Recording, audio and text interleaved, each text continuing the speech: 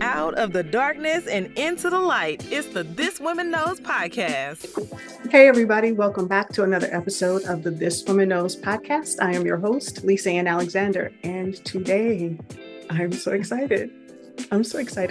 Because we have none other than the Kay Matthews, who is the founder of the Shades of Blue project. So I'll read a little bit of her bio for you.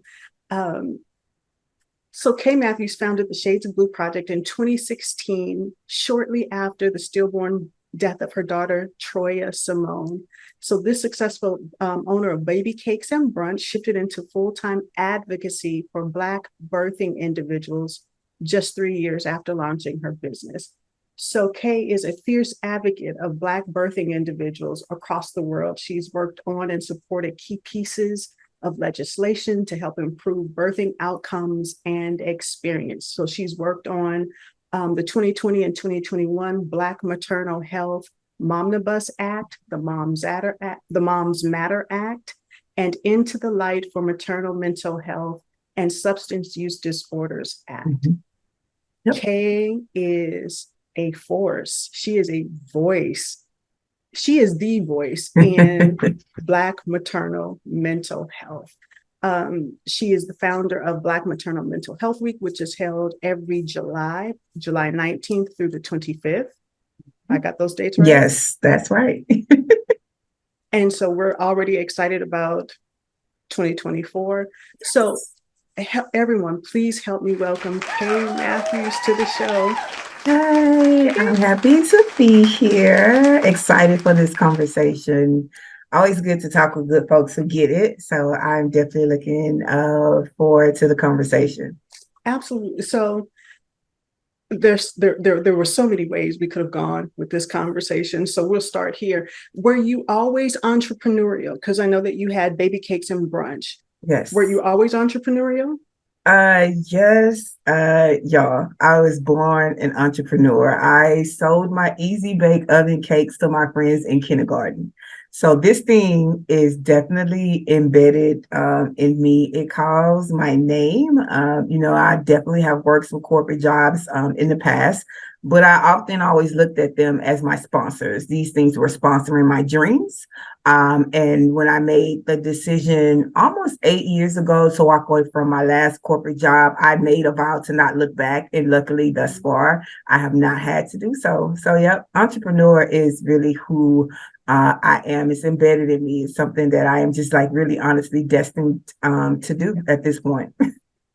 So being an entrepreneur, and a lot of people don't think that nonprofits qualify as it's mm-hmm. very much so a business. So can you tell us about that transition from entrepreneur mm-hmm. now to nonprofit founder? What was that transition like? It was a transition, just mm-hmm. using that word in itself and understanding that in reality, what they're not telling us and not teaching us is that you do have to run your nonprofit like a business. You have to have revenue. Like you're not going to be able to be codependent on grant funding or these magical grants that people think exist just because you're a 501c3. Let me snap y'all into reality. It does not work like that. Grant funding is one piece of a nonprofit, but you have to have ways in which to bring in other dollars to be able to do so. So when I understood that I could have these revenue driven and I could actually be running a nonprofit like a business, it shifted the whole dynamic of what I was doing. The separation and how we could still have a for-profit entity that benefited the nonprofit, but we definitely had to have streams of revenue. It was the only way that we have been able to survive a decade. Is that light bulb that came on that told me, nah, sis, you're gonna have to use your entrepreneurial skills in order to survive out here. So yes. I love it because I'm a part of a few nonprofit groups on Facebook. Mm-hmm. And I don't know if you've ever ventured inside of those groups, but you hear so many, and I'll say Black women in particular, who have these, great passion and they have these great causes that they, want to take on. And some of them don't even know how to get started. And it's like, how do I even get started? Making my 401 or creating a 501c3. Girl, I didn't went, you said corporate and I went right. IRS savings. That's where I went. 501c3. Mm-hmm. And they automatically think that it's a grant. It's like, okay, I get my 501c3, I got my paperwork back. Now let's start getting some grants. Mm-hmm. Mm-mm.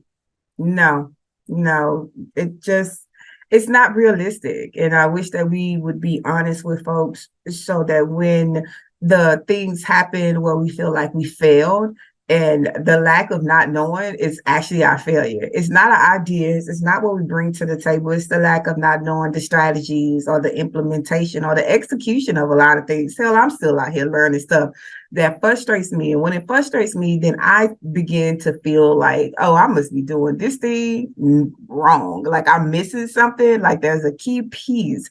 There's one little thing I must be missing that is making this not as easy as I feel like it could be. And that's often a way that I simply discover things along the way of finding like, oh, this is why this seemed hard, because I really wasn't necessarily doing it the wrong way, but there were some extra steps that I needed to know, but I didn't know, and I eventually figured it out. And I am the type of person is it doesn't take anything away from me to share with you, because all my blessings are my blessings. That's why they're my blessings.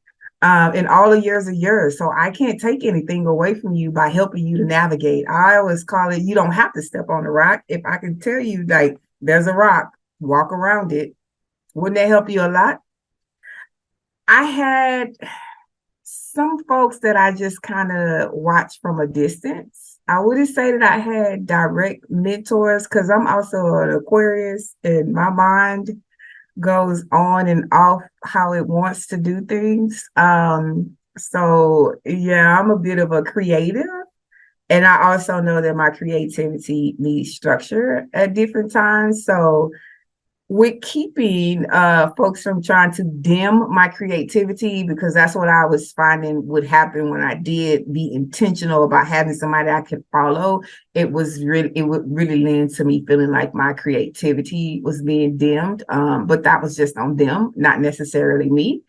So I tend to learn from others from afar. And then picking up a book, listening to some audibles. I'm just saying there's other ways to learn outside of the traditional. But yeah, Yes. I definitely have been one that has been fighting for my creativity light to not be turned out in the midst of this. So yeah.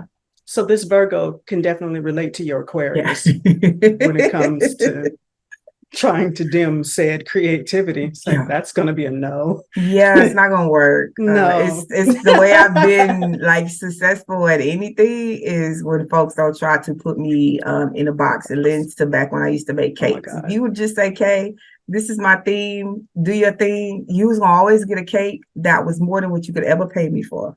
But if you were like, I want it to be this, and the border needs to be like this, and oh, baby, I'm gonna give you just that. And you're gonna be wild, and I'm gonna be like, they don't know nothing different. Okay, it's the same when I was a graphic designer, and it was like, if you put all these boxes around me, it's like I want a black line here, and then I want an orange flower over here, and then put this. Okay, okay, that's exactly what you're gonna get. That's what you're gonna get. But most oftentimes, though, I tend to, and you and I have that working relationship. Sometimes I have to be on the side of me, like, okay, if you do all that extra, you're gonna be like, okay, Miss Lisa, just go and do. So let it just do. And then, that may be like one or two little things. Okay, can we add a little, but nothing major, right? But I understand how creativity works. Yes. It literally lends to just letting the creative be who they are and then adjusting to what it is you want to see. So, yeah. And then it took time for us because we've been working together 3 years. Yeah. So and so there is a level of trust. And so I have seen you relinquish work slowly but surely. And it's like, hey, can I have that? Can I have that? I can do that. And it takes time. So even for nonprofit leaders, even if you're an entrepreneur, there is a learning curve. Yes. There is a vetting people, because even as a nonprofit founder, you don't always hire right the first time. No, that's just a part of the learning piece. Also, I encourage folks to never stop learning. If I don't know enough, let me be clear. And so I'm always looking for ways to broaden our scope, all the ways in which. So I never stop learning. And so in that, giving people that same extension of grace. Mhm. Is that you build relationships. I've not been able to also make it this far without building relationships like that. That's the piece. How are we gonna get on the same page if we can't even talk to each other? Or the lines of communication, learning how people communicate. Because texts are fine, but they Yes. work only for a certain extent. Like sometimes you got to jump on a call with me Mhm. for me to have better and clearer understanding. Because Mhm. I could be in a moment where I have a third grade level of understanding versus the Yeah. college degree that I hold. Yeah. So understanding that communications and the way in which we communicate will always fluctuate from person to person. So yeah. Absolutely. Mm-hmm. Absolutely. So let's talk about Black women founders, whether it Mm-hmm. be for profit or nonprofit. And so one of the things that I know for sure Mm-hmm. and have experienced and know is that funding Black women businesses can be a little tricky. Would you like to speak So to that? yeah, as I learn more and more, again, me and my learning stages, is that it don't even have to be this way. Let's be clear. So we can state facts that it doesn't have to be this way. But because it is, as we have been deemed these strong Black women, right? I'm so exhausted with being strong, just because I'm Black. Um, it doesn't have to be this way because we bring a lot of value to the table. And the first thing I tell folks is I walk into a room as a Black woman first before I open up my mouth, before I tell you who I am, before I tell you about any degrees or certificates and things that I hold. That's what you see. And so I have to talk you down from that's just a Black woman who walked into the room. And so this is why building relationships is key. And so that you don't just see a Black woman, you see Kay, and that you then also tend to look for Kay because Kay brings something to the table, whether it's the level of comfortability, it's my knowledge, it's the resources that I possess. Because one thing I know is no one can tell me my value because I already know it, and the tax is included. But if we present it in that way, then our value would hold a lot more, and we wouldn't have to fight so hard just simply because we are Black and we are women. And so how we project and how sometimes we are devaluing ourselves along with devaluing others, that tends to be the thinking of others as well. It's like, well, if she don't respect her, why should I? Right. And so what are we doing amongst ourselves? And how are we showing up? Again, it doesn't take anything from me to help you out. People ask me all the time, who writes your grants? I do, but that's from relationship building. The proposals are just formalities because I have built a relationship with these people and they still got a job. So they need the formality of a proposal, right? But the money, I've secured it. I just need to take the steps in order to get it. And so understanding that what our power is as Black women and how do we unify that without stepping all over each other or thinking that you're going to get ahead before me. But what if that was how it was supposed to be anyway? In order for me to get ahead, I needed you. And then when I get ahead, I'm going to help you. Like, how does that, like, why don't we understand that piece? Because we're always up against even invisible things that we don't even know that we're up against. We are already up against them, right? Because there could be conversations that are being had about you that you got to come back and you don't even know and you can't understand like what is happening out here. And so all of these things that we are up against, though, the beauty of it is that we can definitely overcome it. There are ways to get around it. There's this system that has already been built that we are breaking down these walls anyway. So this system that is out there that puts Black people as a whole in boxes and creates barriers for us that others could just walk right in, yet we would be stopped, frisked, and wanded and scanned and all the things before we could get in. Okay, even so, we still get in, right?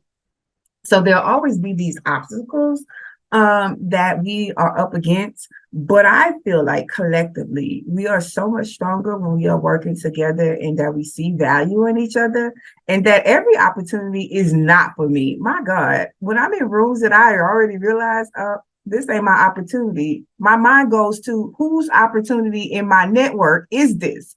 Like, okay, now let me start taking notes so I can tell such and such, here's an opportunity, girl. There's some things happening. But that's genuinely always been my character, because I 100% know, even when things were not always great and things were bad, I was like, this is a part of the big picture. And as soon as the lens widens and opens up for me, I'm going to be okay that this thing happened. But for now, I just got to keep pushing through and understanding that when I do give the testimony, when I do talk about those experiences, that they are going to help somebody, because in reality, we're not alone. There's nothing that you are going through that somebody else hasn't gone through. It doesn't diminish how you feel about it, though. Let's be clear. I am 100% at acknowledging when things are just jacked up. Like, it's hard out here. Let's just call it and say what it is. Let's not be talking about, oh, well, it'll get better. And it will. But in the meantime, it's hard. I'm struggling. What does it look like to get ahead, right? Can you give me a little, some tips, some hints on, okay, there is some sunshine at the end of this, all these clouds. But when we don't see big picture, I think this is what really holds us back outside of the system. And so when you know that there are systems and barriers in place that will block us just because of the color of our skin, what can we do amongst ourselves to make that better? And we have power that we don't even activate as Black people most often. But baby, I push my button all the time. Not a superwoman. I don't have a cape. No. Because that's too much. You put me back into being tired as hell. Not that. I do have a superpower that knows that collectively we could make this all different. And so that's what I really truly lean into. So we're going to take a break real quick and have a word from a sponsor and some commercials, and then we'll be right back with Kay Matthews of the Shades of Blue Project. Yeah. I am the spitting image of my father. I share his big eyes, same dark, tightly coiled hair, same wide nose. I am his daughter, and I loved him. And some days... Miss Williams, your father was admitted to ICU last night. Miss Williams? Miss Williams, are you there? That's a heavy cross to bear.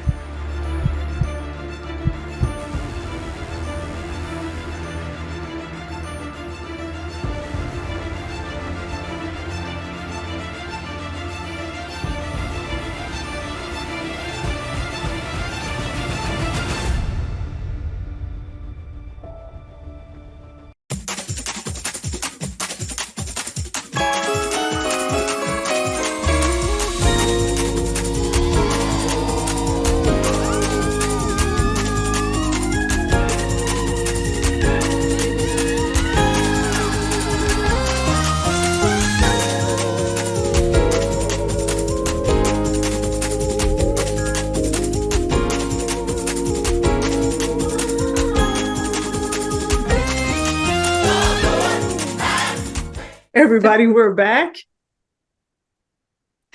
And so one of the things that you talked about, so there was just so much. So being a Black woman founder, nonprofit for profit, sometimes in these rooms, disrespect is served. Sometimes people won't acknowledge you and what you're bringing to the table. They would like to overlook you. And I know this has happened for me. We've had conversations, and I think this has happened for you as well. So what should we do in those moments? How would you advise a Black female founder who finds herself in that position where, okay, she was invited to the table, but she got to sit way over there in the corner, at the far end of the table? It's how do you suggest that she handles those kinds of situations? So it's something that I ask everybody to do, even when I'm speaking, even when it's my turn in a meeting. I don't care. I take the opportunity to say, remember why you walked into this space, and make sure you leave what it is you showed up with.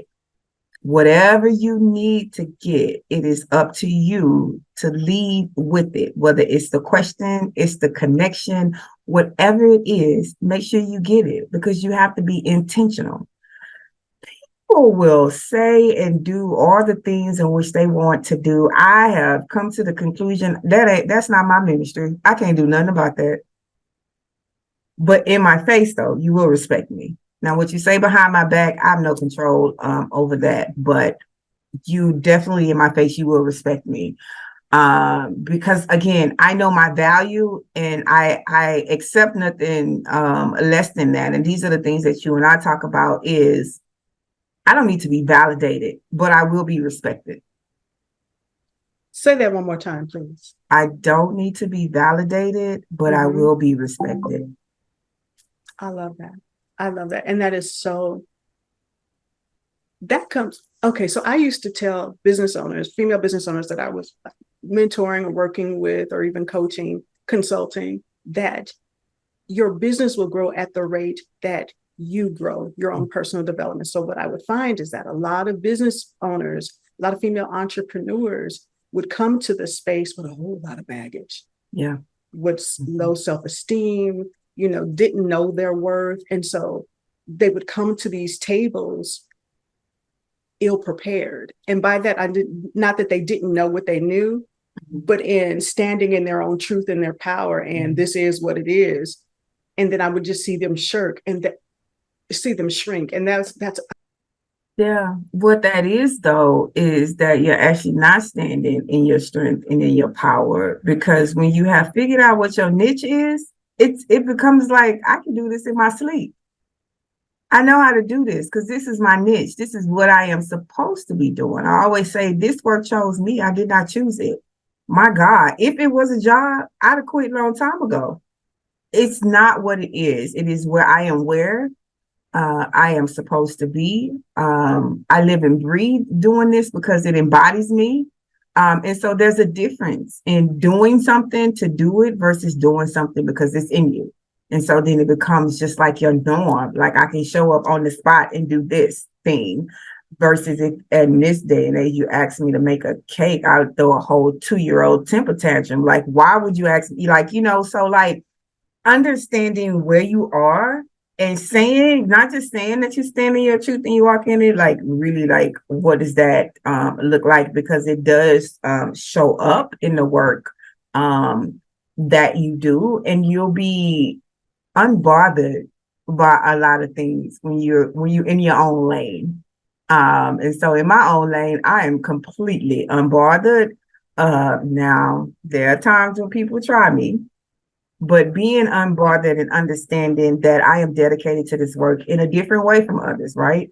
And so this is why they can't take anything from me, because why I'm here is my own reasoning, right? It's not theirs, so they couldn't understand it anyway. So I'm here for my own reasoning. And so, yeah, that's something that I embody. So it really comes back to embodying who you are, why you're here, and like, what's your true purpose of doing what it is that you're doing, finding what your niche is, staying in your own lane, and that's it. okay. Thank you. So question. So when you have, you started as an opportunity caterer. And if you have ever been to any of Kay's events, Lord have mercy, the caterer in Kay just comes out. It's a beautiful thing to behold. I invite you to come. Come because of the information that you get, but if you just come for the food, my God. Okay. So it's a production. Shameless plug, but come. I have been to many conferences, eating a whole lot of boxed sandwiches and salads. That will not be your experience. Okay. So, but what was your learning curve? Because again, you came from caterer now into advocate and into a space that you didn't even know about. So what was that learning curve like? To be honest, I came into just a different people-centered place. So catering, you have to worry about if people gonna like the food, if they're gonna eat it, if they're gonna pay for it, all of that.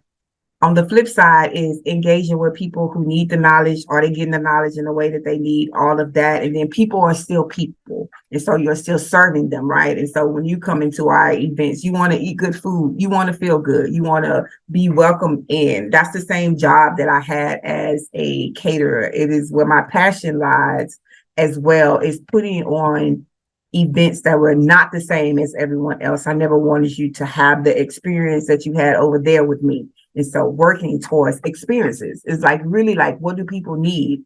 Will they feel when they come to a Shades of Blue Project event versus I went to this conference and it was like this. But when I came over there to Kay's event, then it's like you're giving names, you're calling out staff names and things like that. Like that's the energy that I have always put in, the passion that I've always put into anything that I have done, because that's the creativity in me.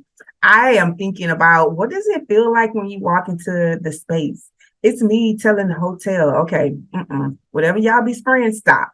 Here's something that we have that you can spray. Like, I mean, just like every little detail of bringing people and making them feel like they the only person in the room is our goal in all engagement. But that's how I've always put that type of energy into my business as a whole as well, is centering the person that is in front of you and knowing that if there's 1,000 people in the room, there are 1,000 people in the room, 1,000 individual people that we are working for them to have their own positive experience, and knowing that it's not going to be that way for everybody.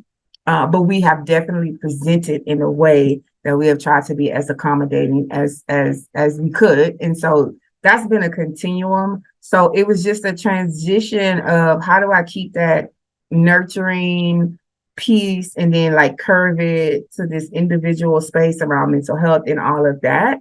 But I know that people will eat, and that makes us feel good, like as a whole, or even something as simple as a comfy chair. Like, yes. Oh, I got a blanket, y'all got pillows, like things like that. Curating spaces that people feel welcome in has always been my niche. And so I just carried that over into this space. Oh, it's definitely evident. It's absolutely evident. Should every female founder, especially if she's in a nonprofit and whatever her cause is, should she become a policy worker or advocate as well?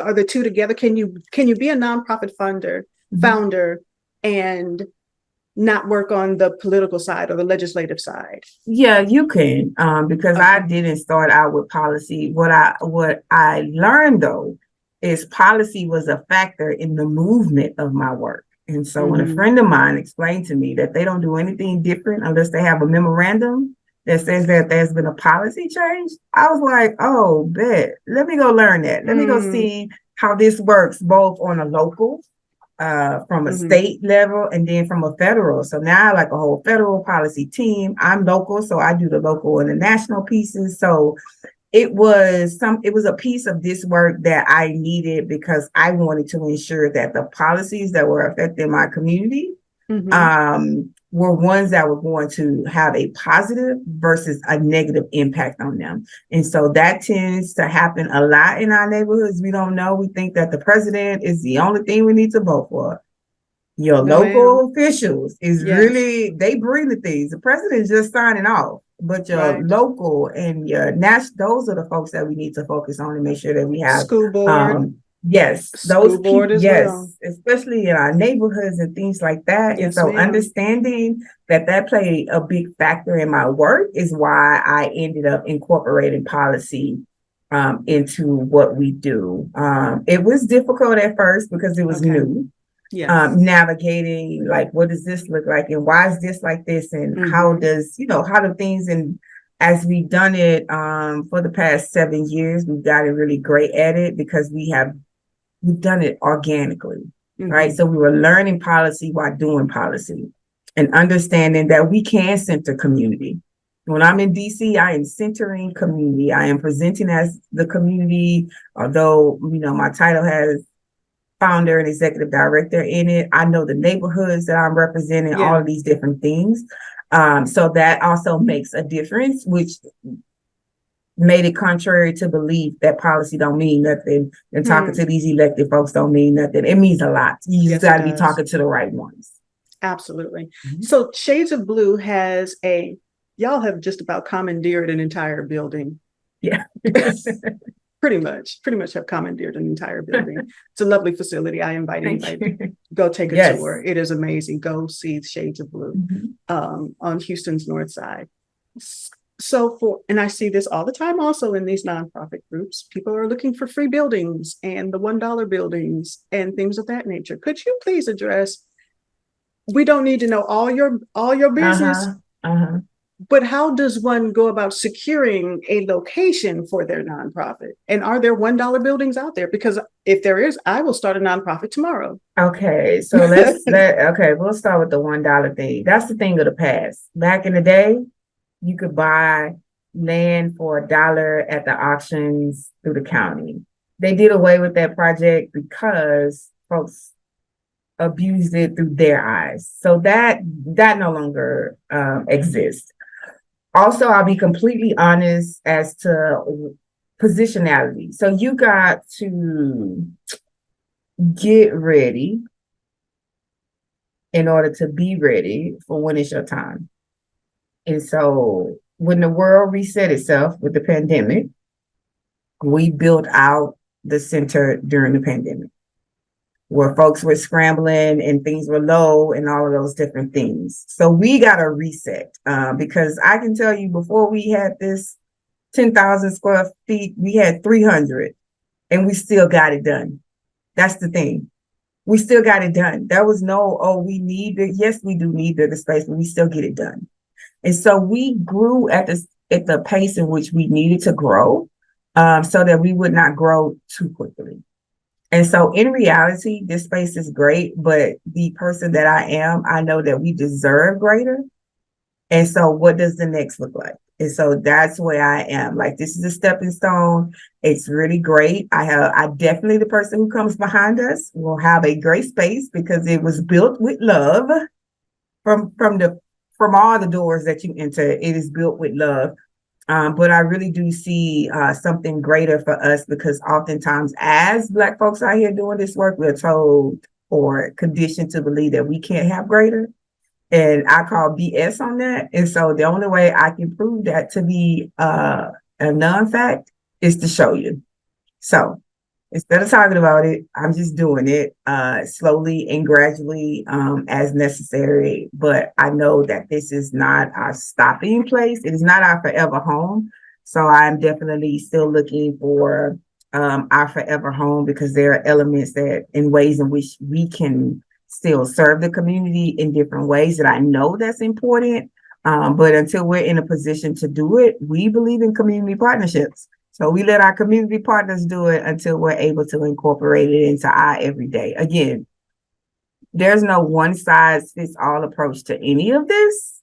You got to do what's working for you and for the work that you're doing and be okay with trial and error of things that don't work out or seem, like they was and it didn't fall together and congratulate yourself when the things do fall together and everything does work out. Like, that's just as important with me and the hashtag we choose joy, because we do.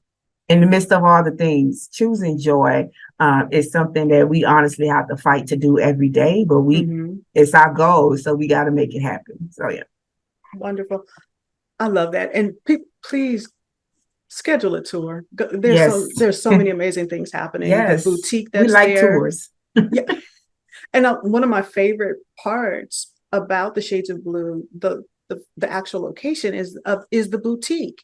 And so I was so taken aback because the nonprofits are always giving away clothes to people in need, to the marginalized, when you have rescue or, you have those kinds of situations, people get used clothes. But if you go to the Shades of Blue boutique, everything in there is brand spanking new or lightly used. And so people can go in and have this shopping experience. So her clients, people in the community, they come in and it's like they're shopping and it's like, okay, one of these, I'll take one of these. And I thought that was the most amazing thing. And it goes back to your ability to make people feel welcome and comfortable in a space. And that, I think that speaks to the core of who you are.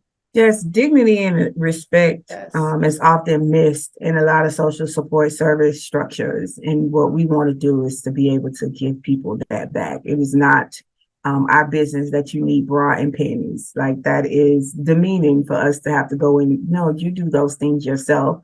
You shop for what it is you need. You take your time and get what it is that you need, because again, it doesn't happen often, and it's not the way in which we think social support is even supposed to be structured. I don't know who gave that, but I remember as a kid going into places that were deemed to help, and I didn't like the way they smelled, and I didn't like the raggedy furniture. I didn't like any of those things. And so as someone in this position, I don't ever want folks to feel that way when they come to us.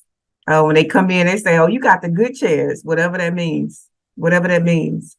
If that makes you feel good, then we'll roll with it. It's the good chairs, but it's the standard.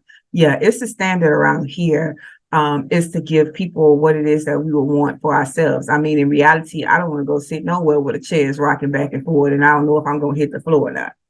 Or walking into somewhere that smells stale, and like somebody took the trash out, things like that. Like, that's what social support services has been like for so many.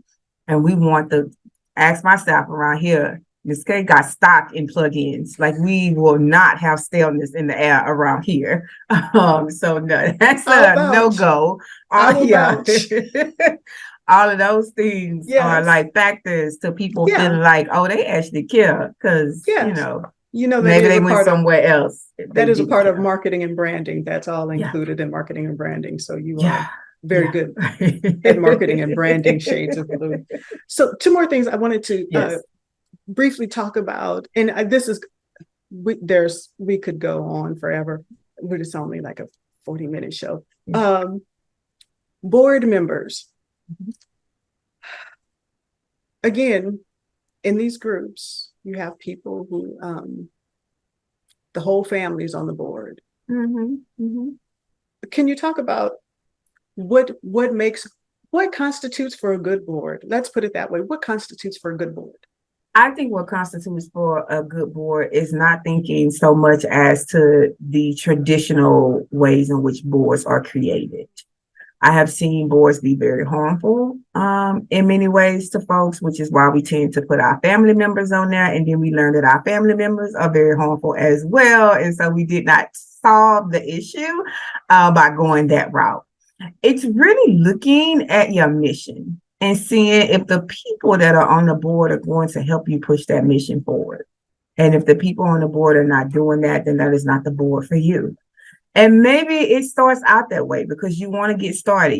Sometimes we are flying the plane while building it, right? But we also have to think about that is what's the long term? Like, this is a short-term solution, right? This is a short-term solution. Let's get this application and let's get this status. But what does the long term look like for where you want to be in 2 years, 3 years, 5 years? Mapping it out and being realistic about your goals. So the board thing to me is, I believe in non-traditional ways in which we run boards. I also believe that there are many ways in which we could do boards. That could be an advisory board, like understanding what it is that you need. That will lend to what type of board you actually create or put together for your nonprofit organization. But the gist of the board is for a group of people to not govern in its traditional sense. Governing folks is not the way, especially not Black folks. Let's be clear, that don't typically work out that great, right? So we get lost in you trying to tell me what to do versus you're trying to help me. But thinking about big picture, what are your goals? What is it that you need to accomplish, and who's going to help you to do that? That's what your board should be comprised of, whether it starts out that way or it ends up that way. Just knowing the importance of bringing together a group of people that are going to help you push forward. Absolutely. No, there is a nonprofit organization that I know of that the board had to remove the founders for improprieties. And there were a lot of them. There were a lot of them. It was really bad. And so the board, you want to make sure that the board was more in line with the missions and values than the founders at some point. Yeah.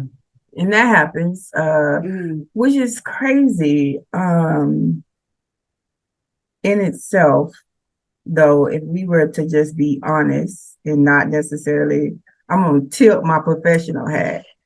It's very crazy to have a system in play that could remove you from something that you created because of all of these things. Let's just be honest about that. That's a weird dynamic to me. So this is why you got to be intentional about your board, intentional about why you're doing this work, and intentional enough to be like, do you need a 501c3 to accomplish your goals? That part. Yeah. Absolutely. Absolutely. Yeah. Go back to square one. Does this need to be a 501c3? Absolutely.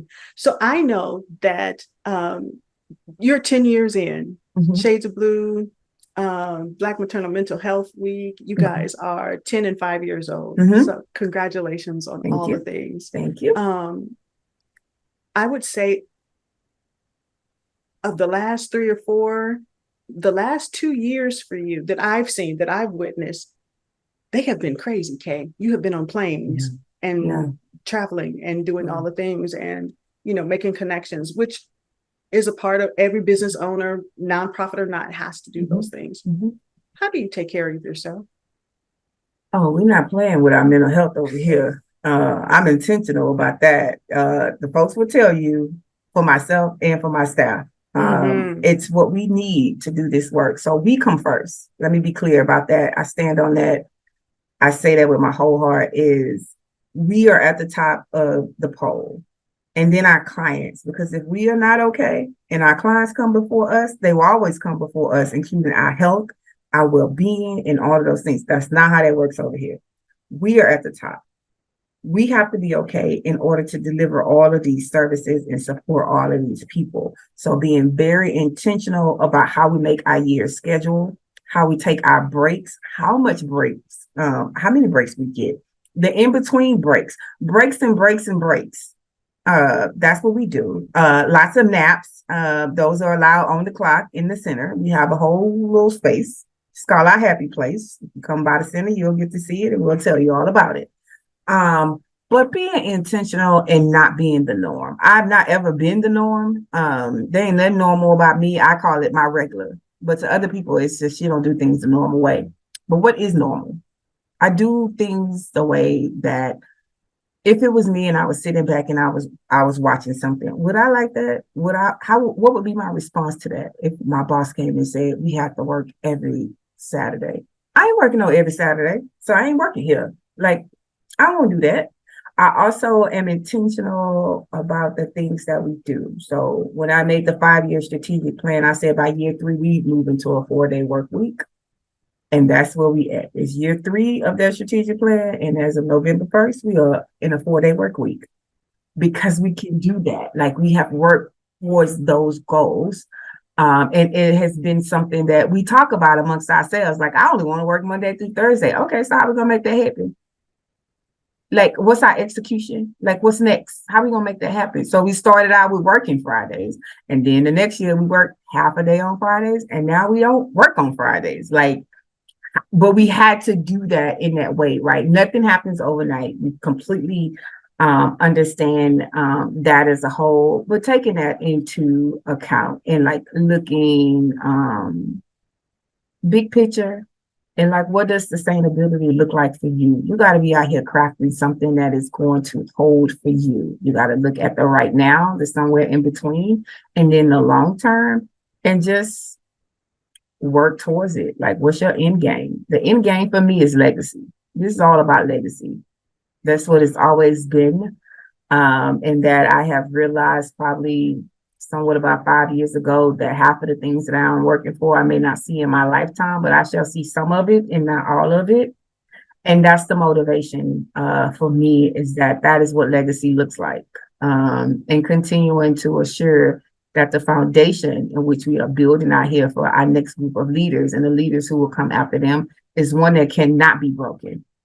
And when we do say we are our ancestors' wildest dreams, that we mean that, and that it doesn't just sound like something cute to say, is that we really truly think in the context of if this was 1969, 1969, even that long ago. But if we was thinking, but if we was thinking like how different things were back then to right now, how much of that has changed? If we was 1950, will we still even have half of the rights that we have just being who we are, right? And that wasn't that long ago. So understanding when we say things in regards to the people who have come before us, make sure that we're doing a hell of a lot better for them, not to upshow them. Are you serious? Like somebody had to say, I don't want to be a slave no more. And somebody had to say, why women can't vote? Like somebody had to say that, you know what, I'm not following the norm. And that's it get done. That's just it. Ooh, I almost made it to the end, at least without cussing. But in reality, that is truly